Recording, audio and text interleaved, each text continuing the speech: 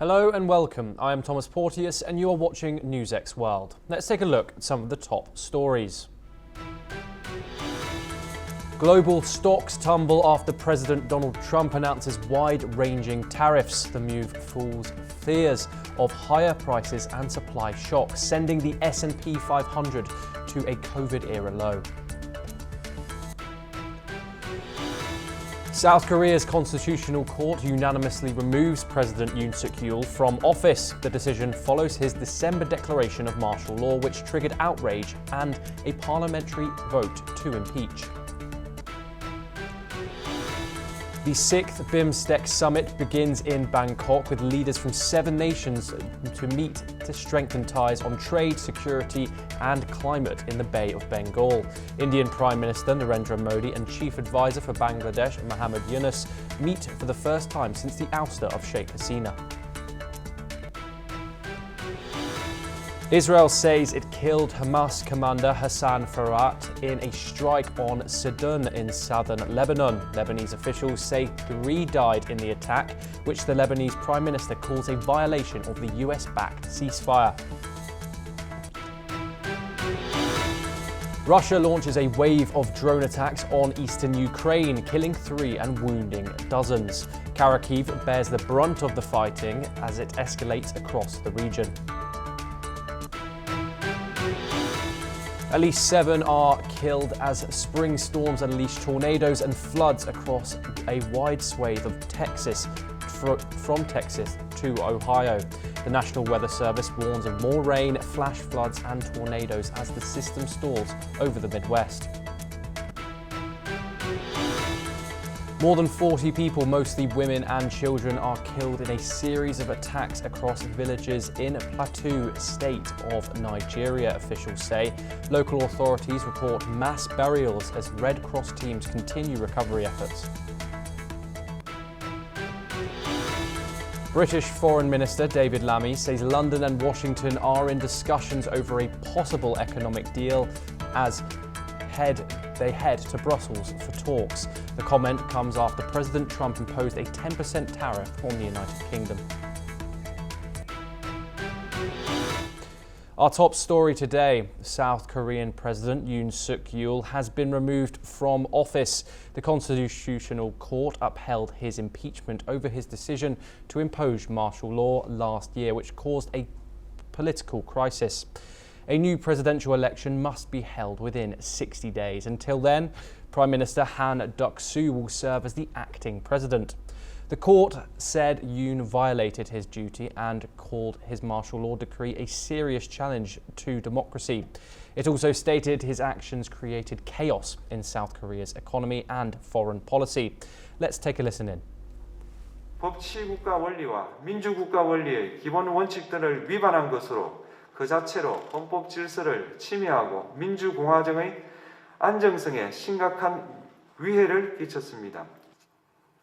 재판관 전원의 일치된 의견으로 주문을 선고합니다. 탄핵 사건이므로 선고 시각을 확인하겠습니다. 지금 시각은 오전 11시 22분 대통령 윤석열을 파면한다. Supporters of Yoon reacted angrily, while anti-Yoon protesters celebrated the ruling. The court rejected Yoon's defense that martial law was necessary and said that it lacked legal justification. Yoon's party has accepted the court's verdict, while opposition leader Lee Jae-myung praised the decision. Acting President Han vowed to ensure a smooth election process after Yoon's removal. Let's listen in to what Han Duck-soo, South Korea's acting president, had to say. 헌정사상 두 번째로 현직 국가 원수의 탄핵이라는 불행한 상황이 발생한 것을 무겁게 생각합니다. 주권자인 In a short statement after the verdict, Yoon said, "I am truly sorry and heartbroken that I was unable to meet your expectations." Meanwhile, let's listen to what Yoon's lawyer had to say about the situation. 결과까지도 전혀 법리적으로 납득할 수 없는 결정이 이루어졌습니다. 완전히 정치적인 결정으로밖에 볼 수 없어서 너무 안타깝고 이것이 21세기 법치주의 대한민국에서 일어날 수 있는 일인가 참담한 심정입니다. To discuss this further, we are joined by Dr. Sanjay Kumar, journalist at the Korea Herald, located in Seoul, Korea. Thank you very much for joining us. This has been a drawn-out process ever since the imposition of martial law, but we've obviously South Korea is looking particularly polarized right now. What's the general consensus in the capital city of Seoul? So, well, majority of the people here, they are right now rejoicing the democratic win of the people.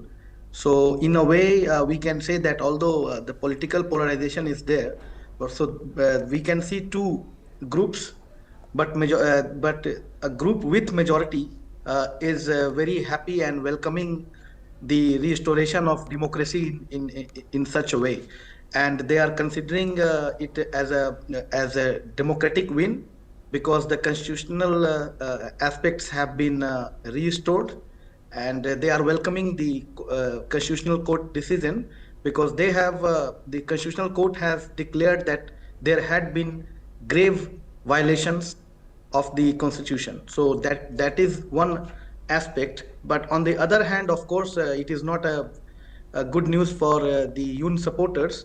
For them it is a big disappointment, huge disappointment, and also for the ruling party, the People Power Party, it is a big disappointment for them because it is very difficult for the new leader from the ruling party to once again go into elections. And we should not forget that within 60 days, like after 10 days, elections will have to be declared, and within 16 days, a new leadership has to be in the center. Yes. So this is not a good news for People Power Party and Yoon supporters. And many political observers are seeing it as a win of the opposition party leader Lee Jae-myung, who is going to be likely the new president. But yes, the political polarization has that much deepened that still police authorities and security authorities are seeing it very closely, and people are also watching very closely, and they are not ready to have any kind of further escalation Yes. in any form. Yeah. Dr. Kumar, what's next for South Korea and Yoon Suk-yeol? Obviously, you said that an election has to be declared within the next 60 days in South Korea. But obviously, Yoon Suk-yeol is also going through a criminal trial as well. Will this have any impact on the election coming up?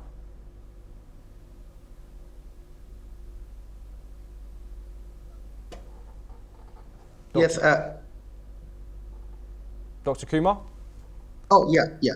Of course, it is going to impact as well because because of the America First policy right now and the Trump's tariff situation, the Korean companies are also facing a lot of problems, and people also here, they are not very happy about the exchange rate shocks that dollar is giving to Korean won. So these economic insecurity and uncertainty is also causing a lot of chaos among many of the Yoon supporters who are trying to use it in the election. So it is not going to be an easy win for the opposition party as well. So we can see it from two aspects. One is the economic insecurity aspect being caused by the Trump's tariff situations, and the other one is the growing relationship of DPRK, Democratic People's Republic of Korea, and Russia. So this is also a security aspect that many people here are seeing. So this may impact the election results as well. So although people were not happy about Yoon, but now since these two factors are going to play a key role, and it is going to be used likely by the ruling party and the far right-wing supporters to use it in the elections. Yeah. Dr. Sanjay Kumar, thank you very much for joining us. We now move on.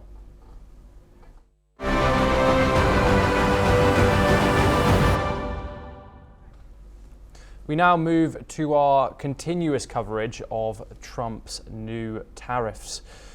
The United Kingdom is in talks with the United States to strike an economic deal with British Foreign Minister David Lammy, emphasising that all options are on the table to protect national interests.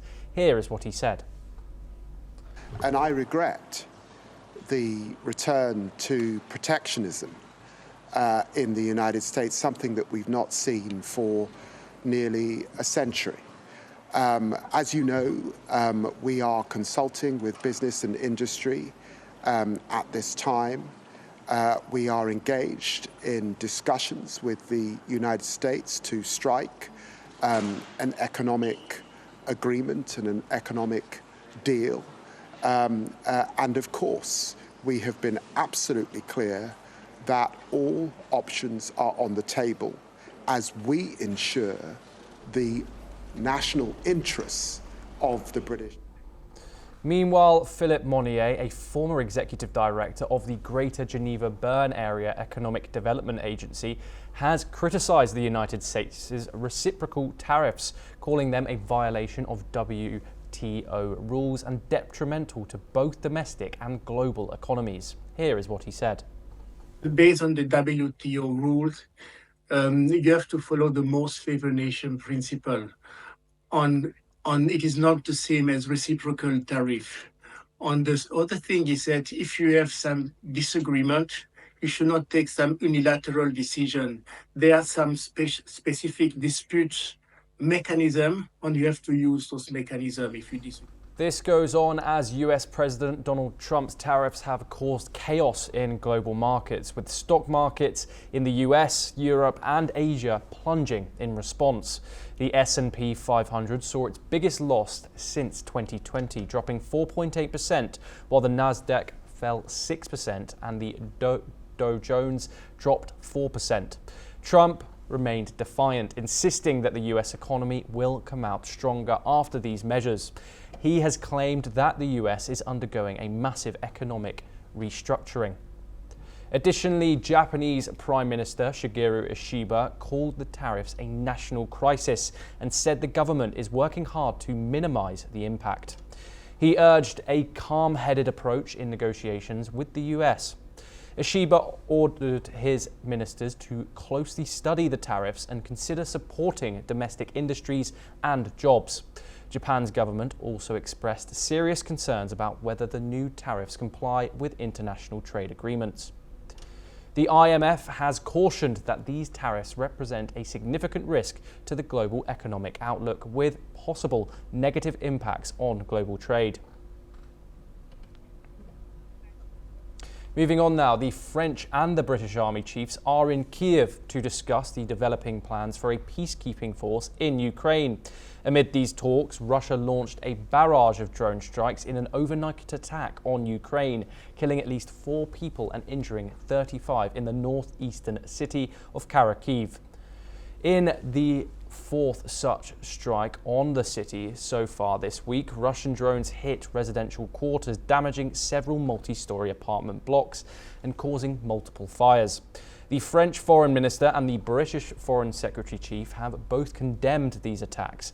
Here is what they said.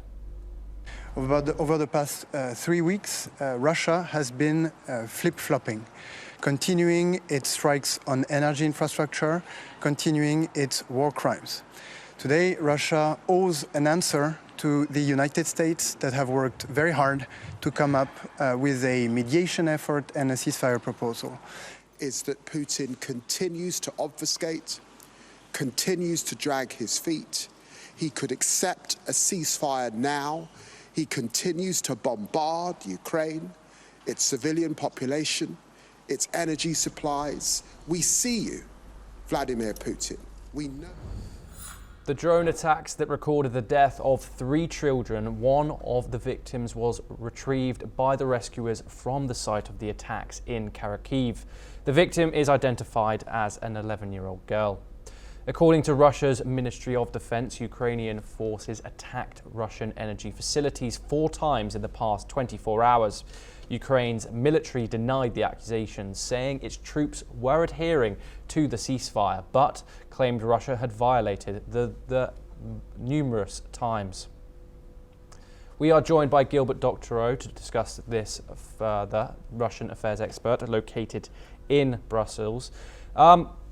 Gilbert, what can you tell me about the accusations from both sides of constant barrage on on energy infrastructure that has been agreed by both parties, that has been mediated by the US? There is a difference between these claims. The Russians have been showing on television daily the consequences of Ukrainian attacks on their energy infrastructure. Of course, the most serious attack occurred just immediately after the agreement was reached on the 18th of March. This was the destruction of a metering station in Sudzha, which is in the oblast, the region of Kursk.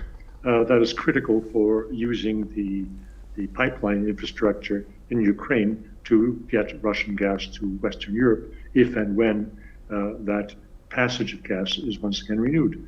There have been other pictures of other sites, particularly that the Ukrainians have destroyed, in particular an oil pumping station that serves the Kazakhstan oil exports across Russia to its Western markets. These are documented. What you have just quoted from the British and the French are absolutely empty charges. They are pure propaganda. Gilbert, critics would say that Donald Trump and Vladimir Putin's relationship has the possibility of souring. Is Putin playing his cards right on the battlefield in order to keep these negotiations going if he does really want a long-term peace in Ukraine? What's going on the battlefield is a battle, and there is nothing to prevent it. There is no agreement on cessation of hostilities, either in the Donbass or in the Kursk region. So that is all fair game. Is Mr. Putin playing his cards right with Donald Trump? Well, we'll see shortly, but I would suspect that he is.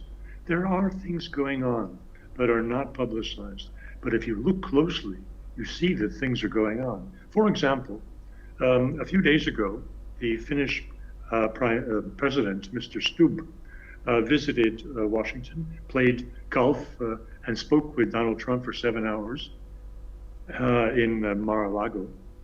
And I assumed, as I think many people did, that Donald Trump was leaning towards the European view of maintaining the war, essentially, and was cited as saying that he was pissed off with Vladimir Putin. However, the reality is that 2 days later, Mr. Stubb was saying publicly in Finland that we should prepare for restoration of relations with Russia. Then yesterday, he was addressing the British and the French, the British Prime Minister and the French President, saying that they should take the initiative to renew discussions directly with Moscow. That doesn't sound like the Stubb that we heard before he met with Donald Trump. So somehow Trump was influencing Stubb, and Stubb was not influencing Trump. There are also these very important discussions between Mr. Dmitriev, the head of the Foreign Direct Investment institution in Russia, and Steve Witkoff in Washington. This all heralds a start of not reset. Reset was a very flimsy thing in the Obama period. No, it heralds a return to the principle of détente that Mr. Nixon introduced in the 1970s. Gilbert Doctorow, thank you very much for joining us. We have run out of time, but we move on to the Middle East. An Israeli airstrike in Sidon, Lebanon, has killed Hamas commander Hassan Farat, along with his adult son and daughter, in a targeted strike. This comes amid rising tensions with Lebanese Prime Minister Nawaf Salam condemning the attack as a violation of Lebanese sovereignty. In Gaza, at least 27 Palestinians have been killed in an Israeli airstrike on a school sheltering civilians, including 14 children reportedly. The strike, which also left dozens injured, has drawn widespread condemnation from Hamas, calling it a heinous massacre. This is what Gaza's civil defense spokesperson had to say. مدرسة دار الأرقم في حي التفاح تستهدف بحزام ناري أكثر من صاروخ في نفس التوقيت تستهدفهم قوات الاحتلال الإسرائيلي. نتحدث حتى اللحظة على عشرات الشهداء وعشرات الجرحى الذين وصلوا إلى مستشفى الأهلي العربي. الطواقم ما زالت هناك تقوم بعمليات الانتشال. أكثر من مبنى تم تدميرهم بشكل كامل في المنطقة. الواقع هناك صعب جدا وواقع Earlier this week, a mass grave containing 15 humanitarian workers' bodies was uncovered, escalating international concerns over atrocity crimes. The ongoing conflict has led to severe food shortages in Gaza, compounding the humanitarian crisis.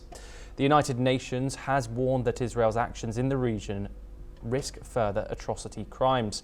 Meanwhile, the Israeli military claims to have hit over 600 Hamas targets since resuming strikes on March the 18th, further intensifying the violence. Let's listen in.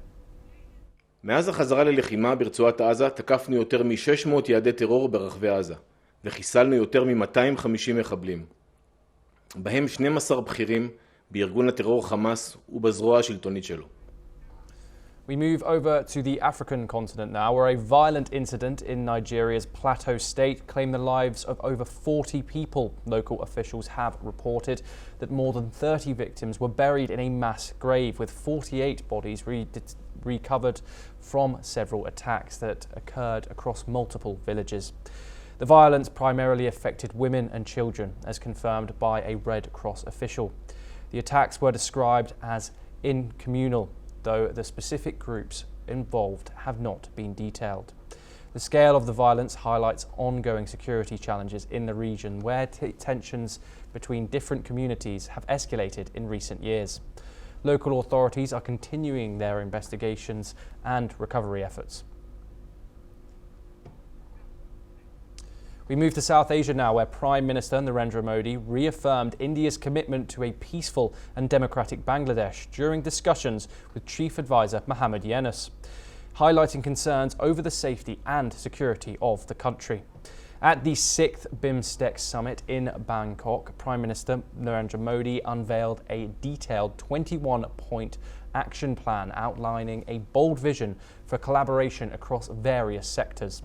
The 6th BIMSTEC summit opened in Bangkok with the signing of key agreements, including the BIMSTEC Agreement on Maritime Transport Cooperation and 2 memorandums of understanding with the Indian Ocean Rim Association. BIMSTEC summit brings together leaders from Bangladesh, India, Myanmar, Nepal, Sri Lanka, Thailand and Bhutan. It is a crucial platform for fostering collaboration in areas such as connectivity, development and regional economic integration within the Bay of Bengal region. On the sidelines, Nepal's Prime Minister Oli held several bilateral meetings with Sri Lanka's Haraini Amarashuri, Myanmar's Hai Yang Hang and Bhutan's Chering Tobgay, focusing on climate change, investment and strengthening regional ties. The summit highlighted BIMSTEC's ongoing focus on regional cooperation in key sectors such as trade, security and climate change. Indian Prime Minister Narendra Modi is set to arrive in Colombo today for bilateral talks and to sign key agreements with Sri Lanka over the weekend. This visit will come after his participation in the BIMSTEC summit in Thailand.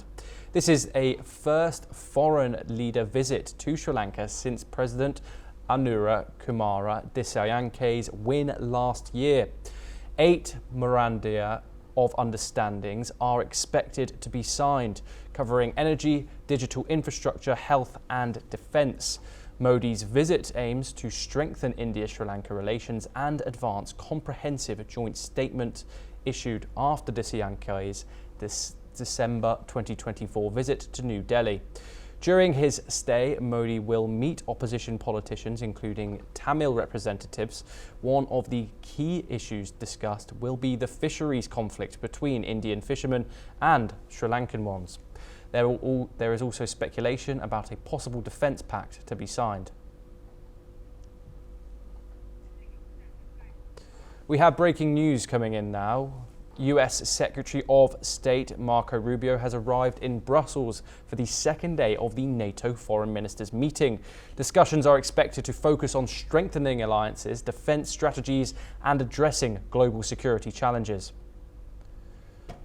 We move back to Asia now, where the death toll from the earthquake that hit Myanmar nearly a week ago has risen to 3,145 as search and rescue teams find more bodies, say the military-led government in Myanmar. Humanitarian aid groups continue to scramble, providing survivors with medical aid and shelter. Information Minister Maung On also announced at a meeting in the capital near Plateau that 4,589 people were injured and 221 others were missing. A report issued by the United Nations Office for the Coordination of Humanitarian Affairs estimated that the earthquake and aftershocks have affected more than 17 million people across 57 of the country's 330 townships, including more than 9 million who were severely affected. Meanwhile, the United Nations Rights Office has received reports that the military has carried out at least 53 attacks, including strikes by aircraft and drones, artillery and paramotors in areas affected by the earthquake. Over to the US now, where President Donald Trump has said that his administration is very close to a deal for TikTok, which faces a US ban if it's not sold by this weekend. Trump told reporters on Air Force One that the deal involves multiple investors, but didn't give details. TikTok, a popular app with over 170 million US users, must separate from its Chinese owner ByteDance or face a ban under a US law. The law cites national security concerns, believing TikTok could be controlled by the Chinese government. Trump is confident a buyer will be found in time and suggested the TikTok deal could be a part of a larger agreement with China to ease tariffs. He said China could improve the deal if the US makes a concession on tariffs. We're very close to a deal with a very good group of people for TikTok. Larry Ellison and Oracle? Is it multiple investors? Just multiple. US President Donald Trump extended his support to French far-right leader Marine Le Pen following her conviction for embezzling European Union funds. Le Pen, along with 24 members of her National Rally Party, were sentenced at a Paris court and imposed a 5-year ban from her running for office, blocking her potential candidacy in the 2027 presidential race unless the ruling is overturned on appeal. The court's decision has sparked backlash, with Le Pen and her supporters accusing the judges of undermining democracy. Meanwhile, French Prime Minister François Bayrou expressed strong support for the judiciary. In a post on Truth Social, Trump condemned the case against Le Pen, calling it a witch hunt, while praising her resilience. He compared her situation to his own legal battles, which have included charges related to a hush money payment, attempts to overturn the 2020 election results, and the retention of classified documents. Despite the conviction, Trump and Le Pen both argue their cases are politically motivated. Danish Prime Minister Mette Frederiksen has called for increased Arctic defence cooperation with the United States during a visit to Greenland. She firmly rejected the US idea of annexing the semi-autonomous Danish territory. Frederiksen's visit comes after months of tensions over President Trump's repeated comments about making Greenland part of the United States. At a press conference, she addressed the United States, stressing, "You cannot annex another country, even for security reasons." The US had recently acknowledged that Greenland's right to self-determination after a meeting between US Secretary of State Marco Rubio and Danish Foreign Minister Lars Løkke Rasmussen. Frederiksen also outlined Denmark's security commitments, including new Arctic ships and drones, and said Denmark is ready to work together with the US to strengthen Arctic security. Let's listen to what the Danish Prime Minister had to say. Talking about security, then there is a lot that we and you can do. Denmark is now strengthening our own presence. New Arctic ships, long-range drones and satellite capacity. We uphold our commitments, and more is on its way. It has, by the way, always been a common task to safeguard security in the Arctic, so that small countries don't have to fear big ones. And so, this is not only about Greenland or Denmark. This is about the world order that we have built together across the Atlantic over generations. You cannot annex another country, not even with an argument about international security. Well, that's all we have time for. We will continue to bring you more news updates from around the world.